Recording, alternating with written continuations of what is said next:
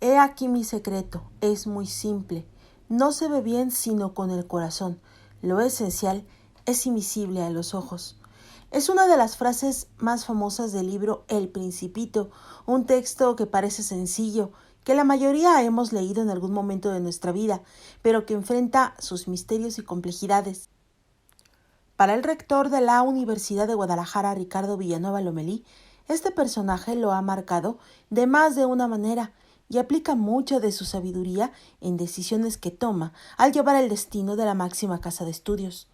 En una divertida y personal charla, compartió con Cuadratín Jalisco lo que ha significado tomar las decisiones sin precedentes en medio de la pandemia del COVID-19. ¿Cuánto tiempo en el cargo? Bueno, 2 años y meses, ¿no? Realmente en abril cumplimos los 2 años y por eso no rendimos el informe del segundo año. Bueno, el primero no pudimos por la pandemia y el segundo, por las elecciones, decidí moverlo hasta junio y es por eso que acabamos de rendir el segundo informe, pero son 2 años y un par de meses. O sea, casi todo el tiempo le ha tocado pandemia. Sí, pues casi he sido un rector virtual, ¿verdad? Entonces, sí, nos tocó la pandemia, tuvimos que, el 17 de marzo del año pasado, decidimos cerrar la universidad, fuimos la primera universidad pública en el país que tomó esta decisión, creo que fue una buena decisión, creo que Jalisco, gracias a esas decisiones, que muy pronto se suspendieron los eventos masivos, en ese mismo fin de semana, se suspendieron los partidos que estaban programados, recuerdo que había uno de las Chivas, uno de los Leones Negros, había eventos en los auditorios de la universidad, el Telmex tenía por lo menos 4 eventos sold out, que estaban vendidos todos los boletos y se decidió cancelarlos, y la universidad también decidió cerrar. Entonces, ya casi 15 meses, el primer llamado fue a aislarnos 5 días y ya llevamos 15 meses, pero gracias a ese esfuerzo es que Jalisco sí se ha diferenciado del resto del país en el manejo de la pandemia. Cuando llegó como rector de la UDG, ¿jamás se imaginó este escenario? No, nunca. Yo recordé en mi informe un pasaje cuando me presenté al Consejo General para pedir la confianza del Consejo para ser rector.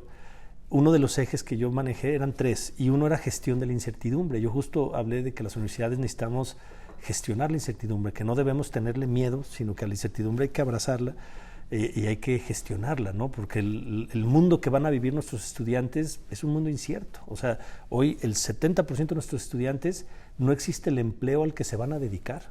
Entonces, ¿qué debe hacer una universidad ante un mundo tan incierto? Y yo decía, bueno, pues es que la incertidumbre hay que abrazarla. Pero nunca me imaginé que después me iban a poner una prueba tan grande de incertidumbre, ¿no? Pero se demostró mi teoría. Las universidades en momentos de incertidumbre somos de esas instituciones que transforman esa incertidumbre en certeza. Yo creo que la universidad logró transformar el miedo en esperanza, ¿no? En confianza. Y es gracias a instituciones tan sólidas como esta bicentenaria institución que cuando llegan los momentos difíciles, qué bueno es contar con una comunidad científica, con una comunidad solidaria, con una comunidad empática. Entonces, para mí ha sido un gusto liderar a esta comunidad en estos momentos tan difíciles. ¿Qué ha significado la participación de la Universidad de Guadalajara en Jalisco a partir de esta pandemia? Desde el modelo Radar, ¿existe algo similar en otra parte del país? Bueno, no creo que exista uno similar. Al interior de la universidad ha significado mucho orgullo, Aremi, ¿no? O sea, yo creo que los universitarios tuvimos un reto para volver a mostrar lo mejor de los universitarios. Yo lo he dicho en muchas ocasiones, cuando se pone en riesgo la vida, que es lo que vivimos la humanidad en estos 15 meses, que se puso en riesgo la vida, entran los miedos, entran los temores, y ahí es cuando la condición humana sale a relucir y sale lo peor de un ser humano. Cuando está en riesgo la vida sale nuestra parte más animal, digamos, pero también sale la más noble, ¿no? La más sublime, cuando los seres humanos damos muestras de preocuparnos por el otro, de empatía. Y yo creo que para esta pandemia, para los universitarios, fue la oportunidad de mostrar nuestra mejor cara, ¿no? La cara empática, la cara social, la cara de poner la ciencia al servicio de la gente. Y yo creo que, y espero que los jaliscienses hayan visto el gran valor de haber invertido en construir una institución que lleva más de 200 años construyéndose, pero que sobre todo en los últimos 30 años se ha consolidado, Aremi. O sea, esta universidad hace 30 años tenía menos de 20 investigadores, hoy tiene 1,400. Hace 20 años esta universidad solo tenía campus en Guadalajara, hoy tenemos campus en todo el estado de Jalisco. para que veamos lo importante de esto, mientras Jalisco tenía capacidad para hacer 100 pruebas PCR por día, un poco menos, la universidad terminó haciendo 1000 pruebas por día. O sea, la universidad tenía mucho más equipos PCR en tiempo real de nuestros investigadores, que ya durante las últimas décadas nuestros investigadores, gracias a su trabajo, habían bajado recursos para todos estos equipos. Es que Jalisco pudo reaccionar rápido en tener un sistema como el radar para hacer pruebas, como lo decía la Organización Mundial de la Salud. ¿Cuál es ahorita lo que hay que hacer? Pruebas, pruebas y más pruebas.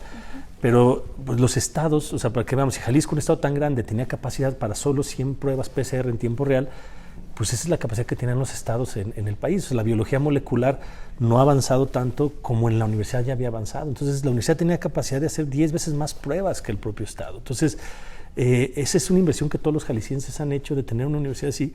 Y qué importante, porque cuando se necesitó, también nosotros tenemos dos opciones. O irnos a dar clases, que no era un reto menor, 310,000 jóvenes, irnos a la virtualidad de un día para otro, cuando esta universidad está diseñada en su mayoría para la presencialidad. Era un reto que con eso teníamos para como suficiente reto. O hacer eso, irnos en línea y poner todas las capacidades de la universidad al servicio del Estado para hacerlo. Yo creo que decidimos por lo segundo y fue muy importante. Yo reconozco que el gobernador desde el primer día dedicó horas y horas a escuchar a los investigadores, a escuchar la voz de la ciencia, y eso también ayudó mucho a la toma de decisiones, ¿no? Porque tomar decisiones en estos momentos con cuestiones mágico-religiosas, pues ya vemos lo que sucede, ¿no? O sea, yo creo que la ciencia que conocemos a lo mejor no es infalible, a lo mejor la propia ciencia va avanzando, pero sí es mucho mejor el rigor, el método que la ciencia aporta en momentos difíciles. Creo que se demostró la importancia de hacerlo así. Y hoy Jalisco está muy diferenciado su manejo de pandemia, y al final esta diferencia, estamos hablando de vidas humanas. O sea, el buen manejo de la pandemia no es una estadística, son vidas que se salvaron gracias a estas decisiones. Entonces, eso es lo que ha significado para nosotros, Aremi, el rol de la universidad en esta pandemia. La diferencia en las cifras de radar en el diagnóstico de casos es de más de 100,000 a estas alturas, ¿verdad? Sí, yo creo que necesitaría actualizar los datos porque ya hace rato que no lo hago, pero no, es muchísima la diferencia. O sea, la Universidad de California acaba de hacer un estudio de muchos países y justo en México habla de un mal manejo de la pandemia. Es muy crítico este estudio respecto a cómo México manejó la pandemia. Nos evalúa entre los peores países cómo se manejó la pandemia. Pero este estudio resalta que Jalisco no. O sea, hace un diferencial. La Universidad de California dice, no, bueno, México mal, pero Jalisco sí fue un estado, digamos, ejemplar en el manejo de la pandemia. Entonces, ya universidades de Estados Unidos en sus estudios diferencian el manejo de la pandemia en Jalisco al resto del país. Y yo creo que también debemos estar muy orgullosos porque esto no se hubiera logrado sin el buen comportamiento de los jaliscienses. O sea, también hay que reconocer que el éxito de esta estrategia fue el aislamiento tan riguroso que sí pagaron todos los jaliscienses. O sea, sí hubo un esfuerzo social, psicológico, económico de todos los habitantes, porque no ha sido fácil. A todos nos ha costado trabajo el manejo de esta pandemia.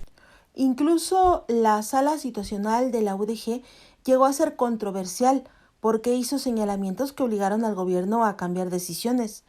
Lo cierto es que lo que intentamos siempre, Aremi y yo como rector, fue ser muy fiel a lo que los investigadores nos decían. O sea, no entrar al juego de la política ni de la economía. O sea, sí entendíamos que hay que cuidar las unidades económicas, que era una prioridad, pero siempre entendimos que lo primero era la salud. Y en eso yo creo que nunca vacilamos en decir lo que científicamente los datos arrojaban, ¿no?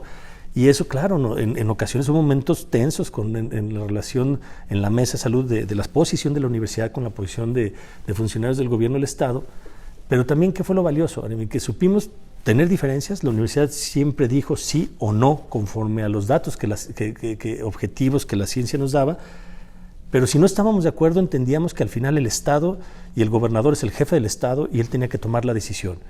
Y al siguiente día estábamos sentados otra vez viendo el tema que sigue. O sea, nosotros siempre dijimos, no estamos de acuerdo, no es lo correcto esto, pero nosotros no tomamos la decisión.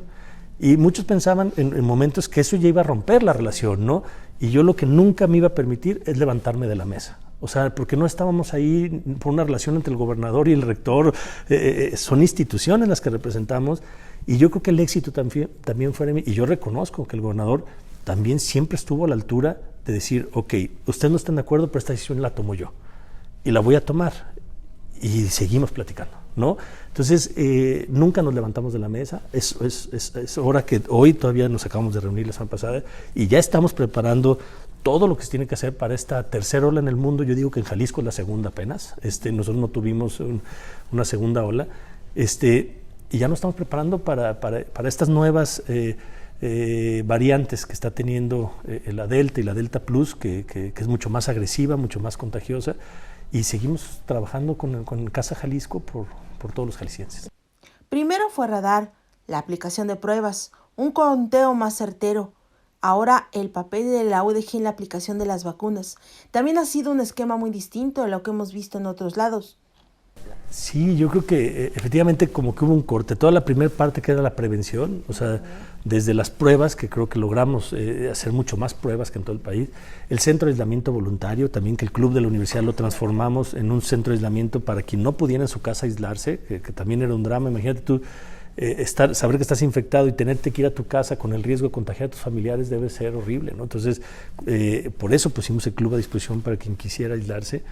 Pero después vino el reto de la vacuna. Efectivamente, como que en el mundo se abrió una esperanza que es la vacuna, y estábamos viendo que había modelos muy exitosos de un esquema de vacunación eficiente, cómodo, que diera más certeza. Y a veces empezamos a ver que en México estaba siendo un poco caótico, ¿no? O sea, filas, sol, y más con nuestros adultos mayores, o sea, con el sector más vulnerable, el que menos tiempo lo puedes exponer a una insolación, a estar parado. Entonces, de la universidad creo que hicimos un buen benchmarking de cuáles eran las mejores prácticas que estaban llevando en el mundo para vacunar con eficiencia, y lo pusimos en práctica. El primero fue el Q-Tonalá, que fue el primer drive-thru en el país. O sea, ya había en otros países, se estaba aplicando vacuna en auto. Hicimos un pilotaje, ¿no? Junto con el gobierno del estado, para que el gobierno federal sobre todo viera que se podía aplicar de manera diferente y con éxito. Creo que fue exitoso el drive-thru de Tonalá, tanto que se replicó después. Y después el esquema de citas también fue otra petición que el gobernador empezó a hacer, que en la universidad estábamos diciendo que no había necesidad, si con un buen esquema de citas, no había necesidad de que la gente estuviera desde las 6 de la mañana o una noche antes formado. O sea, pues simplemente, si había vacunas suficientes para ese sector, no hay necesidad de que nadie haga fila. O sea, pues simplemente decirte, tú vente a las 12 y tú vente mañana, ¿no? O sea, pero no, como que no había la confianza de que hubiera la suficiente vacuna, y eso provocó pues, que veíamos gente formada una noche antes. Entonces yo creo que la universidad ayudó, a partir del día que vacunamos a nuestra comunidad, a nuestros profesores, que lo hicimos con este esquema de citas, que el gobierno del estado lo hizo en el auditorio Benito Juárez, igual con citas.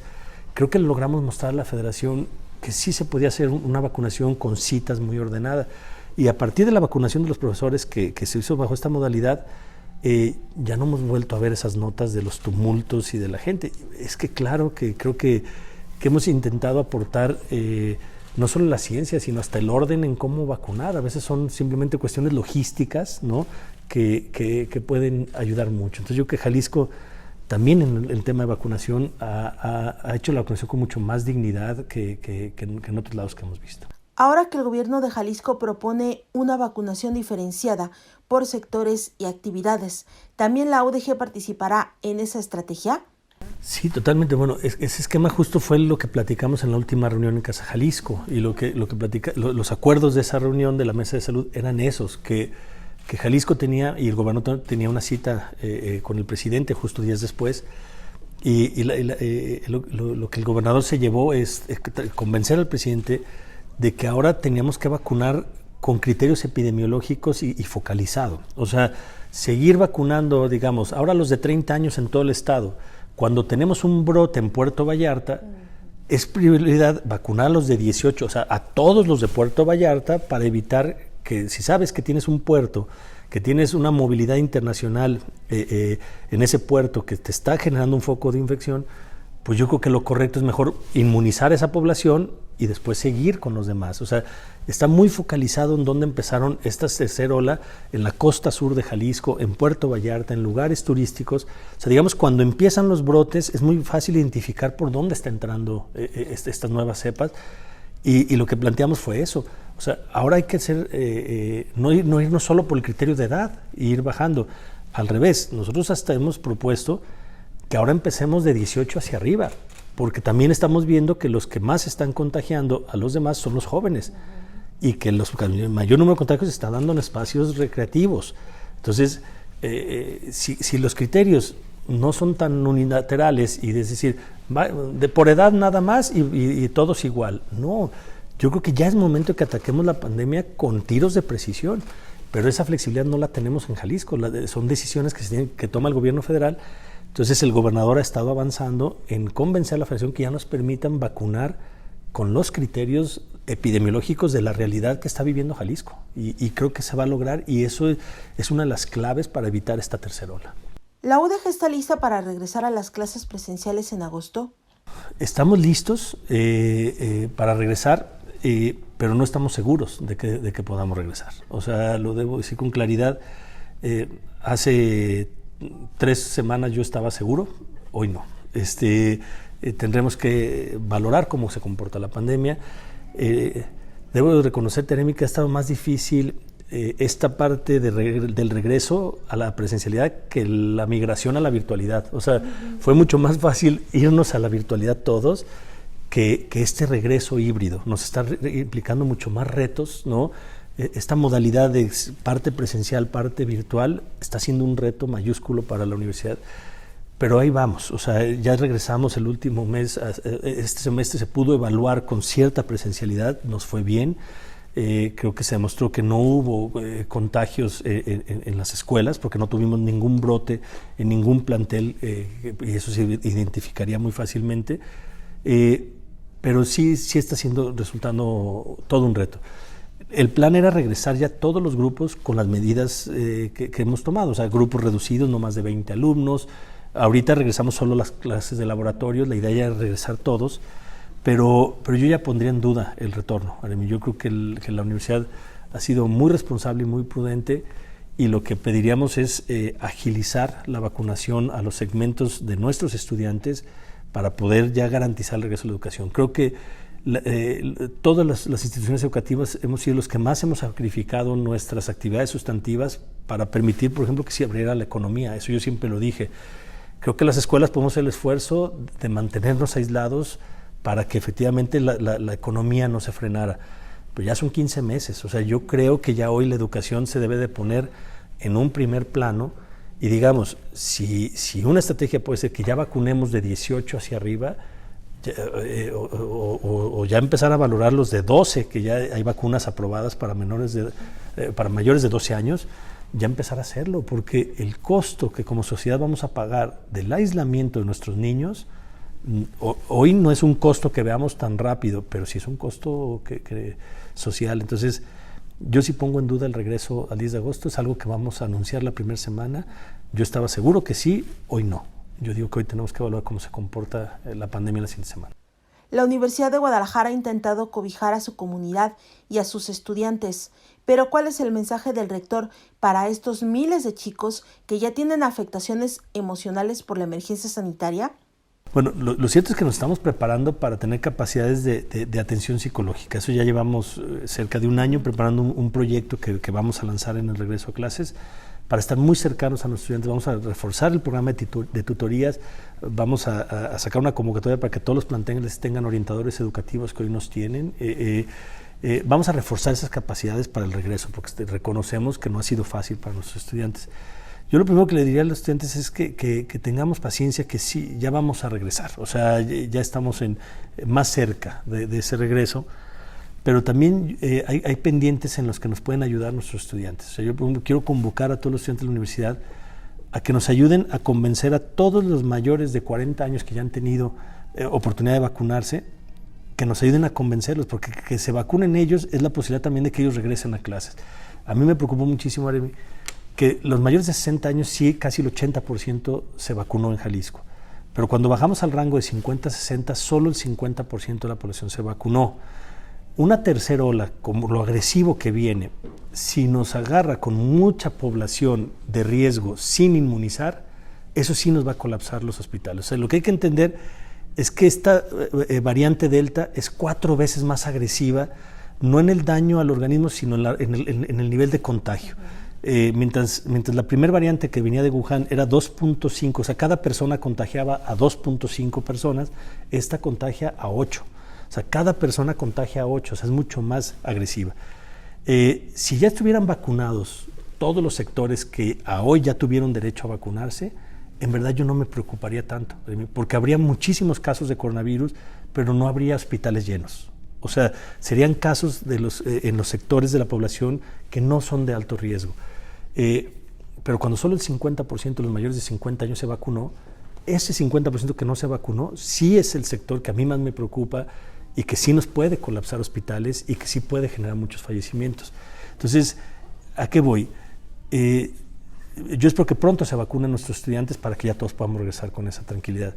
Pero por lo pronto, que nuestros estudiantes nos ayuden a convencer a sus papás, a sus tíos, a sus abuelos, de que se vacunen. Ha habido muchos mitos alrededor de la vacuna que hoy se está demostrando que son falsos.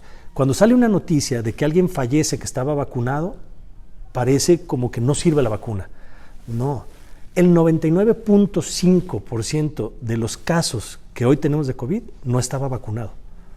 O sea, para que veamos la proporción, ¿funciona la vacuna? Claro que funciona.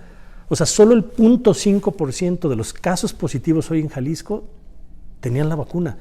Y eso puede ser una falla de que a lo mejor un frasco no se manejó bien, que la vacuna no se aplicó bien, o sea, puede haber 1000 variantes de por qué una persona ya vacunada se contagia, ¿no? Pero estamos hablando del 0.5%. Entonces, para mí es muy importante decirle a la población, es que hay que vacunarse. Hay que perderle el miedo a la vacuna, sí está funcionando. O sea, el 99.5% de los infectados no tenían la vacuna. O sea, quiere decir que la gente vacunada no se está enfermando, ¿no? Y eso, que nos ayuden todos nuestros estudiantes a difundirlo. Por último, rector, sabemos que usted es un gran lector. Cuando el año pasado se canceló la Feria Internacional del Libro, ¿no hubo una parte de su corazón que se le rompió? Totalmente, ¿no? Digo, a mí me ha tocado vivir la FIL desde prestador de servicio social, hasta ver cómo me colaba a los eventos, ¿no? Siempre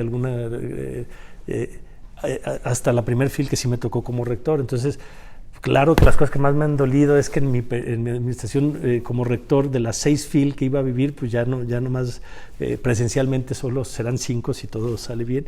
No, sí me dolió muchísimo que la FIL no pudiera ser. Es un encuentro que todos esperamos, pero bueno, ya estamos en proceso de recuperar y también decir lo positivo. La FIL llegó a muchísima gente. Creo que también la FIL va a duplicar su capacidad si a partir de hoy va a ser presencial y virtual. Vimos que la virtualidad también funcionó muy bien. Todos tuvimos acceso a muchas conferencias que a lo mejor el auditorio Juan Rulfo de la FIL, pues yo creo que cuando mucho tiene capacidad, no sé, 600 personas, hubo conferencias en las que había 12,000 personas, ¿no? O sea, eso ni el auditorio Telmex nos permitiría tener esa capacidad. Entonces, también hubo cosas positivas de la virtualidad en la FIL. Pero el poder ir y comprar el libro que se anhela. Bueno, yo no he podido migrar al libro digital, por ejemplo, ¿no? Y lo he intentado. Y todavía la textura, el momento, ¿no? Es como un vino en la mesa, ¿no? Como un vino de mesa siempre da otra textura, ¿no? Yo creo que el libro físico es irreemplazable. Yo creo que hasta hoy, por más que ha avanzado la industria del libro digital, sigue creciendo la industria del libro. Eso habla de que necesitamos la presencialidad, que necesitamos ese contacto, Aremi. Y yo creo que todos extrañamos a la FIL así. Y ya que hablamos de libros, nos estaba presumiendo su colección del Principito. Sabíamos de su gusto por leer, pero no de este personaje para el rector de la universidad. Bueno, es un libro que yo soy profesor y de las cosas que más valoro es la didáctica, ¿no? O sea, porque creo que no por ser buen abogado me hace buen profesor, o no por ser buen médico te hace buen profesor. Yo creo que la docencia es en sí una profesión. Entonces la didáctica la hablo mucho, y yo cuando temas filosóficos tan profundos se pueden convertir en un libro para niños, que no es para niños, es para todos, pero que hasta un niño puede entender, eso tiene un valor didáctico que yo veo en El Principito incalculable. O sea, es un libro que te habla de la condición humana, que te habla de lo que cada uno se puede ver reflejado en cada personaje, cada parte de uno. Entonces, a mí me parece una genialidad. O sea, libros como Rebelión en la Granja, El Principito, o sea, libros que terminan siendo muy didácticos, ¿no? Que ves cuestiones profundas de filosofía en un lenguaje, en un cuento para niños, me parece una genialidad. Entonces, para mí El Principito, como profesor, me parece una genialidad didáctica, digamos. Y la anécdota es varios semestres, mi clase es teoría social y por alguna razón terminamos leyendo El Principito, ¿no? En 2 semestres. Y eso funcionó bien, cerramos el ciclo muy bonito con El Principito, porque yo creo que Antoine en este libro sí da una receta social. O sea, mientras muchos sociólogos han rodeado una solución social, hay otros como Marx que sí han dado una propuesta concreta, otros han bordeado la solución.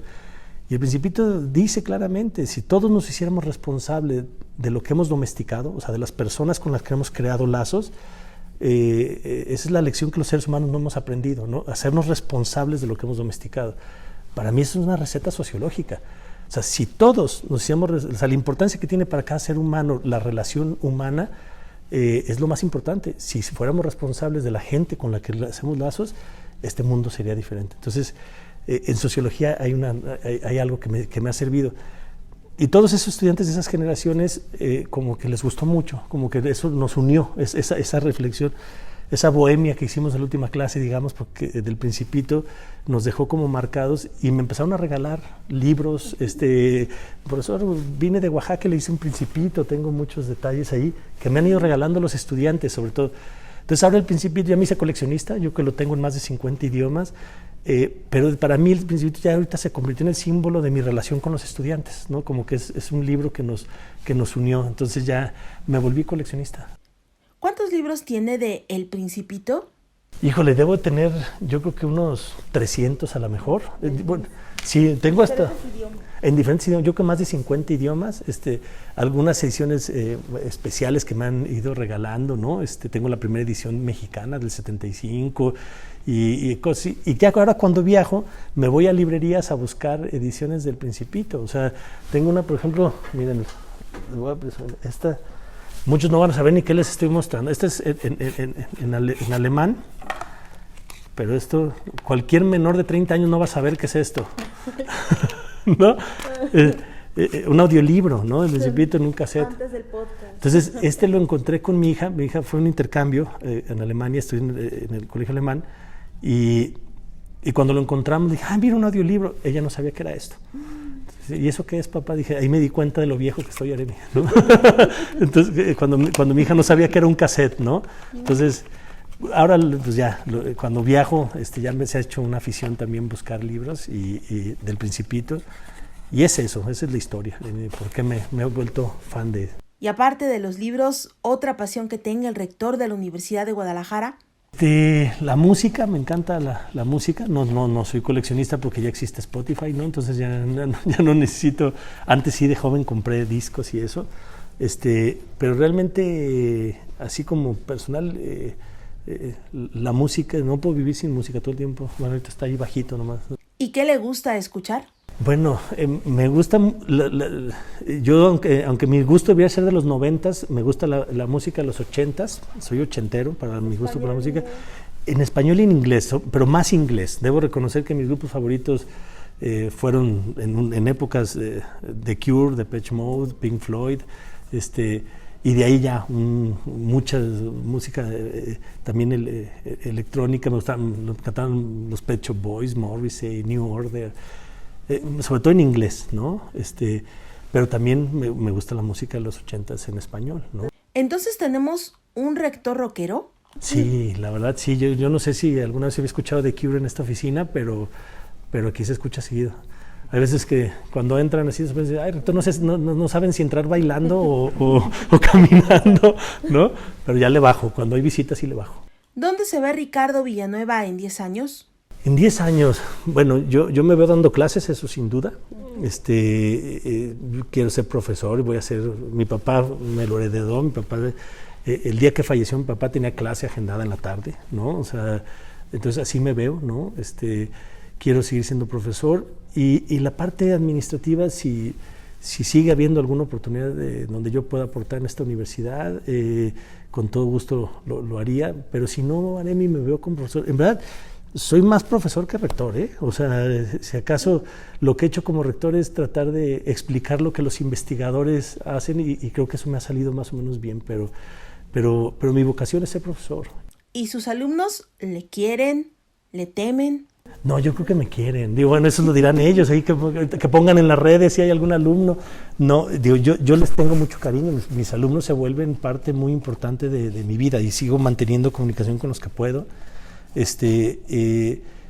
No, soy estricto, pero creo que ser divertido. Mi clase juego al abogado del diablo, a veces me arriesgo mucho porque me gusta tocar temas tabús y despertarles los debates, me gusta hacerlos pelear entre ellos, ¿no? Siempre encuentro al socialista y al capitalista, al conservador y al liberal, entonces voy detectándolos y hago que se peleen, pero creo que no, creo que tener una muy buena relación con mis alumnos, ¿no? Pero ellos pueden decirte De este modo, con la promesa de poder asistir a una de esas clases que brinda el rector universitario, donde el Principito es invitado de honor y el reto es el debate, quedamos ansiosos de conocer esta faceta de Ricardo Villanueva Lomelí. Para Cuadrati Jalisco, Aremi Reyes.